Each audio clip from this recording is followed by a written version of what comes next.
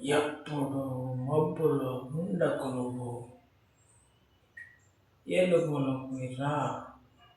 ఎందుకంటే ఎప్పుడు నువ్వు కష్టపడుతూ ఉండు, అదే నీ సక్సెస్. కానీ ఇంకొకటి మాత్రం చెప్తా, నువ్వు ఎల్లప్పుడూ నువ్వు పని చేస్తూ ఉండు, కానీ నలుగురికి సహాయం చేయి. అదే నీకు మంచి కోరుతుంది. జీవనంలో ఎప్పుడు నువ్వు సక్సెస్ అవ్వాలనుకుంటే దయచేసి ఇద్దరికి సహాయం చేసే గుణం నీలో ఉంటే భగవంతుడు ఎప్పుడు నీతోనే ఉంటాడు. Thank you very much.